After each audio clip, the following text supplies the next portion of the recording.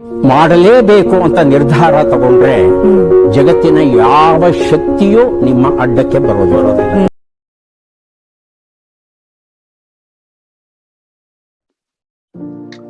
ಎಲ್ರಿಗೂ ನಮಸ್ಕಾರ. ಇವತ್ತಿನ ವಿಡಿಯೋದಲ್ಲಿ ಏನು ಒಂದು ಫೆಬ್ರವರಿ ತಿಂಗಳ ಸ್ಪರ್ಧಾ ವಿಜೇತ ಪ್ರಚಲಿತ ಘಟನೆಗಳನ್ನ MCQ ಡಿಸ್ಕಸ್ ಮಾಡ್ತಾ ಇದ್ದೇವೆ.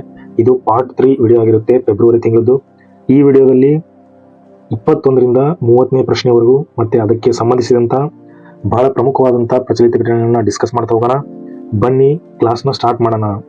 ಪ್ರಶ್ನೆ 21, ಜಗತ್ತಿನಲ್ಲಿಯೇ ದೀರ್ಘಾವಧಿಗೆ ಸರ್ಕಾರದ ಸೇವೆ ಸಲ್ಲಿಸಿದ ಮಹಿಳಾ ಮುಖ್ಯಸ್ಥೆ ಯಾರು ಅಂತ ಪ್ರಶ್ನೆಯನ್ನು ಕೇಳಲಾಗಿದೆ.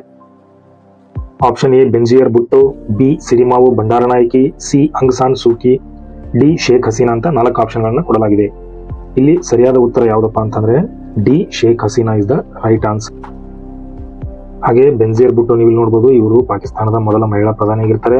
ಹಾಗೆ ಸಿರಿಮಾವು ಬಂಡಾರನಾಯಕಿ ಇವರು ಜಗತ್ತಿನ ಮೊದಲ ಪ್ರಧಾನಮಂತ್ರಿ, ಶ್ರೀಲಂಕಾದ ಪ್ರಧಾನಮಂತ್ರಿ ಆಗಿರ್ತಾರೆ.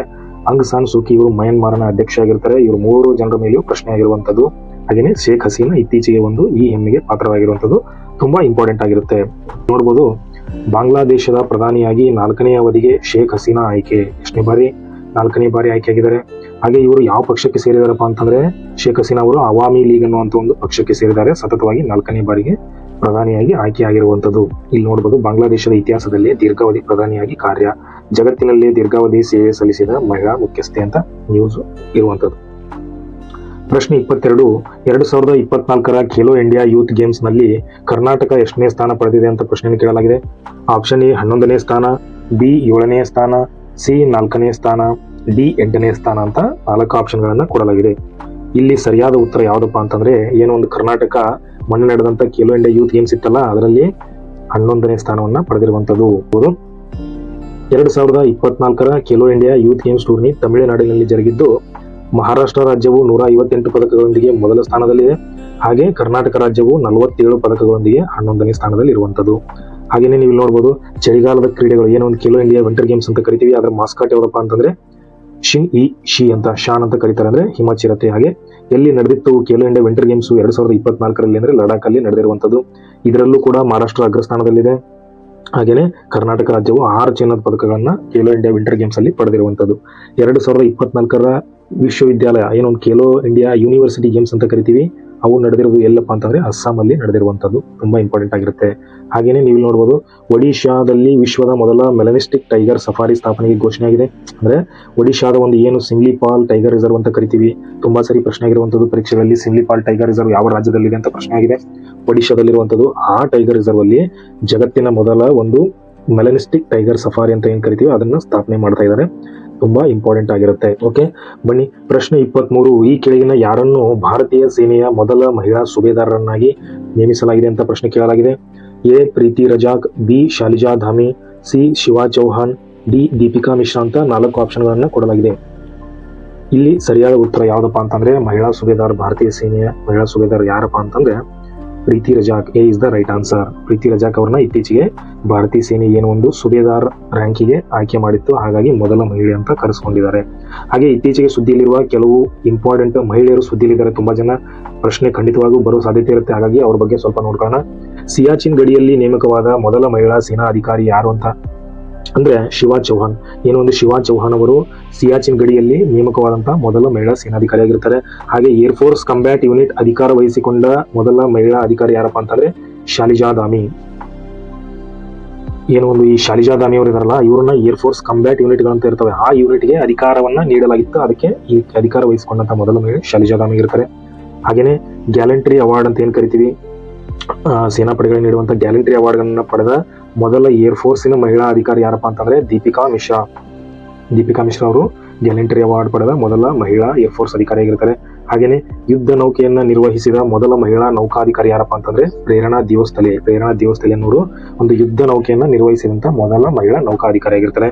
ಹಾಗೆ ನೀವು ನೋಡಬಹುದು, ಸೇನೆಗೆ ಸಂಬಂಧಿಸಿದಂತ ಪ್ರಮುಖ ಸುದ್ದಿ ಏನಪ್ಪಾ ಅಂತಂದ್ರೆ ಸಶಸ್ತ್ರ ಪಡೆಯ ಮಾಜಿ ಯೋಧರ ದಿನ 8ನೇ ದಿನಾಚರಣೆ. ಆರ್ಮ್ಡ್ ಫೋರ್ಸಸ್ ವೆಟರ್ನ್ ಡೇ ಅಂತ ಆಚರಿಸ್ತೀವಿ ಜನವರಿ 14ರಂದು. ಅದನ್ನ ಈ ಸರಿ ಎಲ್ಲಿ ಆಚರಿಸಿದವಪ್ಪ ಅಂತಂದ್ರೆ ಕಾನ್ಪುರದ ಏರ್ ಫೋರ್ಸ್ ಸ್ಟೇಷನ್ ನಲ್ಲಿ ಆಚರಿಸಿರುವಂತದ್ದು. ಪೊಲೀಸ್ ಪರೀಕ್ಷೆಗೆ ತುಂಬಾ ಇಂಪಾರ್ಟೆಂಟ್ ಆಗಿರುತ್ತೆ, ನೆನಪಿನಲ್ಲಿ ಇಟ್ಕೊಳ್ಳಿ.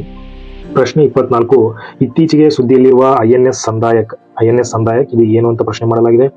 ಆಪ್ಷನ್ ಎ ಸಬ್ಮರೀನ್, ಬಿ ಕ್ಷಿಪಣಿ ಧ್ವಂಸಕ ಹಡಗು, ಸಿ ಗಸ್ತು ಸಮೀಕ್ಷಾ ಹಡಗು, ಹಾಗೆ ಡಿ ವಿಮಾನವಾಹಕ ನೌಕೆ ಅಂತ 4 ಆಪ್ಷನ್ಗಳನ್ನು ಕೊಡಲಾಗಿದೆ. ಇಲ್ಲಿ ಸರಿಯಾದ ಉತ್ತರ ಯಾವುದಪ್ಪ ಅಂತಂದ್ರೆ ಏನು INS ಸಂದಾಯಕ ಇದೆಯಲ್ಲ, ಇದೊಂದು ಗಸ್ತು ಸಮೀಕ್ಷಾ ಹಡಗಾಗಿರುವಂತದ್ದು.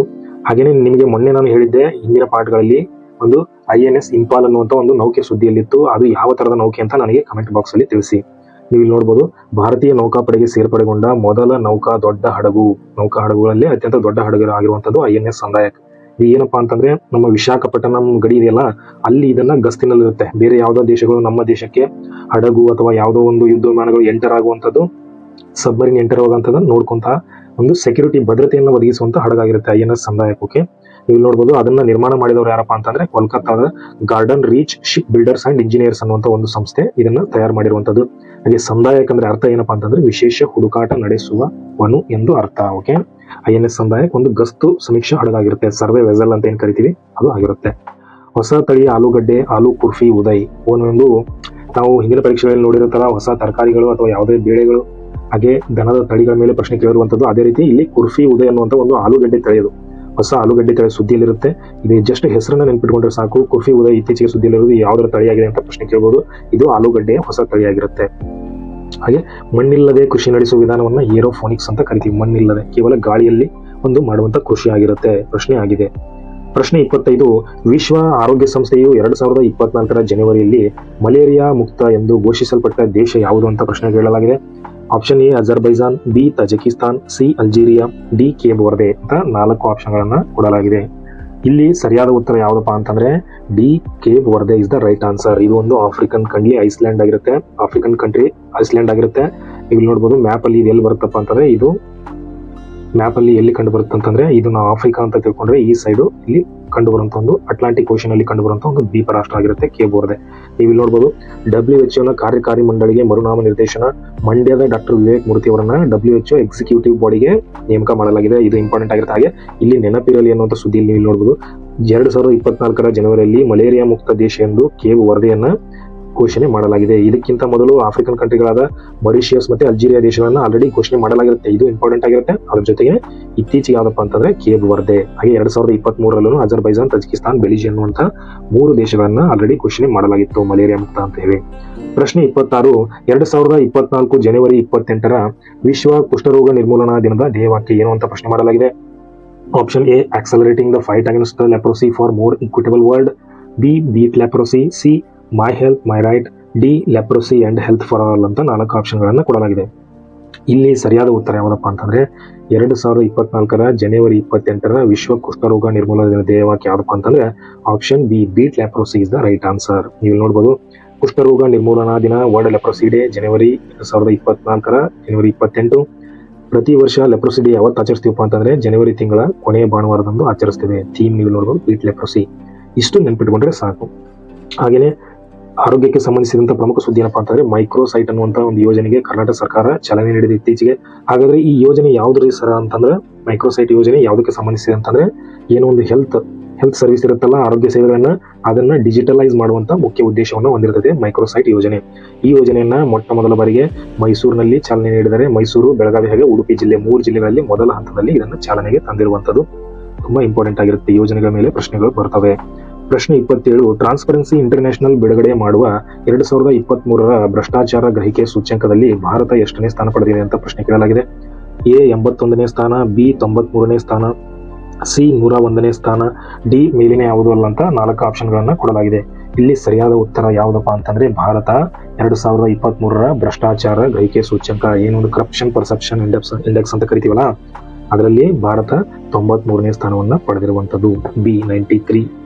ಓಕೆ, ನೀವು ಇಲ್ಲಿ ನೋಡಬಹುದು ಟ್ರಾನ್ಸ್ಪರೆನ್ಸಿ ಇಂಟರ್ನ್ಯಾಷನಲ್ ಭ್ರಷ್ಟಾಚಾರ ಗ್ರಹಿಕೆ ಸೂಚ್ಯಂಕ 93ನೇ ಸ್ಥಾನ. ಯಾರು ಬಿಡುಗಡೆ ಮಾಡ್ತಾರೆ ಅಂದ್ರೆ ಟ್ರಾನ್ಸ್ಪರೆನ್ಸಿ ಇಂಟರ್ನ್ಯಾಷನಲ್ ಅಂತ ಒಂದು ಜರ್ಮನಿಯ ಬರ್ಲಿನ್ ನಲ್ಲಿ ಹೆಡ್ ಕ್ವಾರ್ಟರ್ ಅನ್ನು ಹೊಂದಿರುವಂತಹ ಸಂಸ್ಥೆ. ಓಕೆ, ಭಾರತ 93ನೇ ಸ್ಥಾನವನ್ನು ಪಡೆದಿದೆ. ಮೊದಲ ಸ್ಥಾನ ಯಾವ ಕಂಟ್ರಿ ಪಡೆದಿದೆಪ್ಪ ಅಂದ್ರೆ ಡೆನ್ಮಾರ್ಕ್ ಮೊದಲ ಸ್ಥಾನವನ್ನು ಪಡೆದಿರುವಂತದ್ದು. ಅಂದ್ರೆ ಜೀರೋ ಕರಪ್ಷನ್ ಅನ್ನೋದೇ ತುಂಬಾ ಕಡಿಮೆ ಇದೆ ಅಂತ ಅರ್ಥ. ಡೆನ್ಮಾರ್ಕ್ ಅಲ್ಲಿ ಎಲ್ಲಿ ಬರುತ್ತೆ, ಇದು ಸ್ಕ್ಯಾಂಡಿನೇವಿಯನ್ ಕಂಟ್ರಿ ಮೇಲ್ಗಡೆ, ಯುರೋಪ್ ಮೇಲ್ಗಡೆ ಬರುವಂತ ಕಂಟ್ರಿ. ಹಾಗೆ ಸೊಮಾಲಿಯಾ ಏನೊಂದು ಆಫ್ರಿಕನ್ ಕಂಟ್ರಿ ಆಗಿರುವಂತದ್ದು ಕೊನೆಯ ಸ್ಥಾನದಲ್ಲಿದೆ, highest corruption in the world Somalia. ಪ್ರಶ್ನೆ 28, ಇತ್ತೀಚೆಗೆ ಲಿಥಿಯಂ ಗಣಿಗಾರಿಕೆಗಾಗಿ ಭಾರತ ಯಾವ ದೇಶದೊಂದಿಗೆ ಒಪ್ಪಂದ ಮಾಡಿಕೊಂಡಿದೆ ಅಂತ ಪ್ರಶ್ನೆ ಕೇಳಿದ್ದಾರೆ. A America, B China, C France, D Argentine ಅಂತ 4 ಆಪ್ಷನ್ ಸರಿಯಾದ ಉತ್ತರ ಯಾವ್ದಪ್ಪ ಅಂತಂದ್ರೆ ಭಾರತ ಏನೋ ಒಂದು ಲಿಥಿಯಂ ಅತ್ಯಂತ ಹಗುರವಾದ ಲೋಹ ಅಂತ ಏನು ಕರಿತೀವಿ, ಪಿರಿಯಾಡಿಕ್ ಟೇಬಲ್ ಅಲ್ಲಿ ಅಟಾಮಿಕ್ ನಂಬರ್ 3 ಈ ಲೋಹ. ಇದನ್ನ ಗಣಿಗಾರಿಕೆ ಮಾಡಲಿಕ್ಕೆ ಇತ್ತೀಚೆಗೆ ಭಾರತ ಆಪ್ಷನ್ ಡಿ ಅರ್ಜೆಂಟೈನಾದೊಂದಿಗೆ ಒಪ್ಪಂದವನ್ನ ಮಾಡಿಕೊಂಡಿದೆ. Okay, D is the right answer. ನೀವು ಇಲ್ಲಿ ನೋಡಬಹುದು ಅರ್ಜೆಂಟೈನಾದಲ್ಲಿ ಲಿಥಿಯಂ ಗಣಿಗಾರಿಕೆಗೆ ಭಾರತ ಐತಿಹಾಸಿಕ ಒಪ್ಪಂದವನ್ನು ಮಾಡಿಕೊಂಡಿರುವಂತದ್ದು. ಯಾಕೆ ಸರ್ ಅರ್ಜೆಂಟೈನಾದೊಂದಿಗೆ ಮಾಡ್ಕೊಂಡಿದ್ದಾರೆ ಅಂದ್ರೆ, ನಿಮ್ಗೆ ಆಲ್ರೆಡಿ ತುಂಬಾ ಪರೀಕ್ಷೆಗಳಲ್ಲಿ ಪ್ರಶ್ನೆ ಇದೆ. ಲಿಥಿಯಂ ಟ್ರಯಾಂಗಲ್ ಎಲ್ಲಿ ಕಂಡು ಬರುತ್ತಪ್ಪ ಅಂತಂದ್ರೆ ಒಂದು South America, Argentina, Bolivia, Chile ಅನ್ನುವಂತ 3 ರಾಷ್ಟ್ರಗಳಲ್ಲಿ ಲಿಥಿಯಂ ಅತಿ ಹೆಚ್ಚು ಕಂಡು ಬರುವಂತದ್ದು. ತುಂಬಾ ಸರಿ ಪ್ರಶ್ನೆ ಆಗಿದೆ. ಭಾರತದ ಒಂದು ಕಾಬಿಲ್ ಅನ್ನುವಂತ ಸಂಸ್ಥೆ ಅರ್ಜೆಂಟೈನಾದ ಕೆಮೆನ್ ಮೈನರ್ಸ್ ಅನ್ನುವಂತ ಸಂಸ್ಥೆಯೊಂದಿಗೆ ಒಪ್ಪಂದವನ್ನು ಮಾಡಿಕೊಂಡಿದೆ. ಈ ಒಪ್ಪಂದದ ಪ್ರಕಾರ ಭಾರತ ಎಷ್ಟಾದರೂ ಆ ಪ್ರದೇಶದಲ್ಲಿ ಒಂದು ಲಿಥಿಯಂ ಗಣಿಗಾರಿಕೆಯನ್ನ ಮಾಡಬಹುದು. ಇದು ಸರ್ಕಾರಿ ಸ್ವಾಮ್ಯದ ಸಂಸ್ಥೆಯೊಂದರ ಮೊಟ್ಟ ಮೊದಲ ಲಿಥಿಯಂ ಗಣಿಗಾರಿಕೆ ಒಪ್ಪಂದವಾಗಿದೆ. ಓಕೆ, ಅರ್ಜೆಂಟೈನಾದೊಂದಿಗೆ ಐತಿಹಾಸಿಕ ಒಪ್ಪಂದ. ಲಿಥಿಯಂ ಸಂಪನ್ಮೂಲಗಳಲ್ಲಿ ವಿಶ್ವದಲ್ಲಿ 2ನೇ ಸ್ಥಾನದಲ್ಲಿದೆ ಅರ್ಜೆಂಟೈನಾ. ಓಕೆ, ಹಾಗೇನೆ ಇನ್ನು ಲಿಥಿಯಂಗೆ ಸಂಬಂಧಿಸಿದಂತಹ ಪ್ರಮುಖ ಸುದ್ದಿಗಳೇನಪ್ಪಾ ಅಂತಂದ್ರೆ, ಜಮ್ಮು ಕಾಶ್ಮೀರದ ರಿಯಾಸಿ ಜಿಲ್ಲೆಯಲ್ಲಿ ಇತ್ತೀಚೆಗೆ ಲಿಥಿಯಂ 59 ಲಕ್ಷ ಟನ್ಗಳಷ್ಟು ಒಂದು ಲಿಥಿಯಂ ಗಣಿ ಪತ್ತೆ ಆಗಿತ್ತು. ಯಾರು ಪತ್ತೆ ಮಾಡಿದ್ರಪ್ಪ ಅಂದ್ರೆ ಜಿಯೋಲಾಜಿಕಲ್ ಸರ್ವೆ ಆಫ್ ಇಂಡಿಯಾದವರು. ಹೆಡ್ ಕ್ವಾರ್ಟರ್ ಇದೆ, ಕೋಲ್ಕತ್ತಾದಲ್ಲಿದೆ. ಓಕೆ, ಪ್ರಶ್ನೆ ಕೇಳಿದೆ ಆಲ್ರೆಡಿ ಬೇರೆ ಎಕ್ಸಾಮ್ಗಳಲ್ಲಿ, ಇಂಪಾರ್ಟೆಂಟ್ ಆಗಿರುತ್ತೆ. ಹಾಗೆ ಕರ್ನಾಟಕದ ಏನೋ ಮಂಡ್ಯ ಜಿಲ್ಲೆಯಲ್ಲೂ ಕೂಡ ಅಲ್ಲಾಪಟ್ಟಣ ಮತ್ತೆ ಮಲ್ಲಗರ್ಲ ಅನ್ನುವಂಥ ಪ್ರದೇಶಗಳಲ್ಲಿ ಲಿಥಿಯಂ ನಿಕ್ಷೇಪ ಪತ್ತೆಯಾಗಿದೆ. ಹಾಗೆ ಅದೇ ಪ್ರದೇಶದಲ್ಲಿ ಯುರೇನಿಯಂ ನಿಕ್ಷೇಪ ಕೂಡ ಪತ್ತೆಯಾಗಿರುವಂತದ್ದು. ಕರ್ನಾಟಕದ ಸುದ್ದಿ ಆಗಿರೋದ್ರಿಂದ ತುಂಬಾ ಇಂಪಾರ್ಟೆಂಟ್ ಆಗಿರುತ್ತೆ, ನೆನಪಿನಲ್ಲಿ ಇಟ್ಕೊಳ್ಳಿ. ಈ ಕೆಳಗಿನ ಯಾವ ದೇಶವು 2024 ಜನವರಿ 1ರಿಂದ ವಿಶ್ವಸಂಸ್ಥೆಯ ಭದ್ರತಾ ಮಂಡಳಿಗೆ 2 ವರ್ಷಗಳ ಅವಧಿಗೆ ತಾತ್ಕಾಲಿಕ ಸದಸ್ಯ ರಾಷ್ಟ್ರವಾಗಿ ಆಯ್ಕೆ ಆಗಿಲ್ಲ ಅಂತ ಪ್ರಶ್ನೆ ಮಾಡಲಾಗಿದೆ.